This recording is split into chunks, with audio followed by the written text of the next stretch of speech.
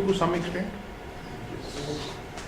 And please keep it. No, sir. I know you just to Pass on the information only.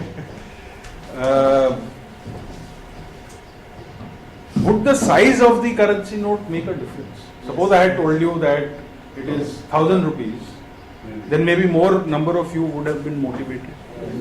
We will competing. You wouldn't compete. If I had said that it is 5 rupees, probably you wouldn't have bothered. If I had said it is 10,000 rupees, Right. okay. and they won't have to return back also. Okay, so basically the point is that there are different things which motivate different people, right? Like there was this, firstly was the confidence that you had in me that motivated you to do those meaningless exercises.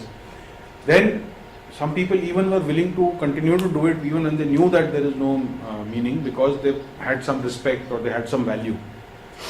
Similarly, when it comes to money, there may be certain value which may motivate some people, there may be certain value. So essentially there are two types of motivating factors. One is called intrinsic and the other is called extrinsic.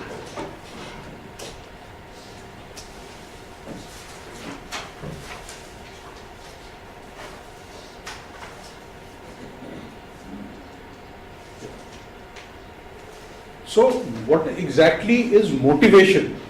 Motivation is motive for action. It varies with value and confidence. We just saw that it was because of confidence that you did that exercise, and it was because of value that you did the second exercise. Now there are two types of motivation. One is intrinsic and the other is extrinsic. Can anyone explain what is intrinsic motivation? Internal motivation, जो अंदर से आता है, ठीक है? And what is extrinsic motivation? जो बाहर से आता है. Some examples of extrinsic motivation. बाहर से जो आता है. If I'm working in a company, and I've been provided with the incentive. Okay. That is a monetary incentive. That is an extrinsic motivation. Okay. Example of an intrinsic motivation. You want to rise in your career. That's an intrinsic motivation. Okay. When the national anthem plays, why do you stand up? That's a respect. That's a respect. That's an intrinsic motivation. Your love for your country is a intrinsic motivation. Okay. So now in case we have to use some tools to motivate the people that we are working with or the people who are working with us, then there are some intrinsic tools and there are some extrinsic tools. Let's take a look at what they are. So you have extrinsic motivators and you have intrinsic motivators. The extrinsic motivators are rewards or bonus schemes and discipline. Okay. Now, like you were saying that monetary incentive, that is one kind of a extrinsic. That's a tool. You were saying that would cause it is an extrinsic motivator, but the same thing as calling it an extrinsic motivating tool. Why? Why a tool? Because it is something that you can use to increase the motivation level. Okay. So reward or bonus schemes, can someone give example of a reward or bonus scheme? One was like you said that if I'm working for a company and I get some incentive, then that's a motivation. So that's a motivation tool. How are the salaries of sales people? How are they structured? Does anyone know? People who are in sales and marketing. Target oriented. Okay. So can you just give an explanation how target oriented? What happens? Then his minimum target is fixed. Right. Suppose if he maintains a target, Right. he gets a salary. That's all. Right. That's the ATA. Right.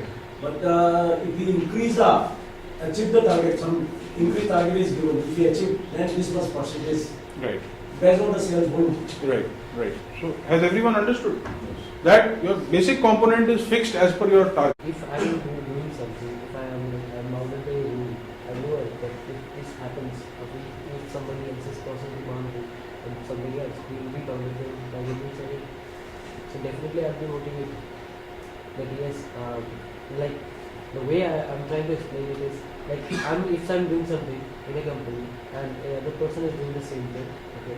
If that person, if I'm trying to do something wrong, okay, then I'm bounded by a rule. Right. And if the other person is trying to do something wrong, he is bounded by a rule as well. Right. But the other person will think that that person will be bounded by a rule. Right. Okay, so I'll not do that. Right. So this is a kind of motivation of not doing a wrong thing. Absolutely. What you are saying, you do not want. Right? So you take disciplinary action. If suppose someone is coming late every day, then you take, after maybe a few times, you watch and then you take a disciplinary action against him. That okay, you know. And what is the disciplinary action? It may be a cut in salary again. Okay. It may be some kind of sorry. Yes, in an extreme case, it may be a transfer, and like what you see with government servants, very often it happens that there is some mistake is made and it gets transferred. So that is the negative side of it for preventing unwanted behavior. Okay. So these were as far as the extrinsic motivators are concerned. Now let's look at the intrinsic motivators. What could be the intrinsic incentives? We've spoken about rewards or bonus as far as the extrinsic is concerned. What could be the intrinsic incentive that, say, you as an employer can give to your employees?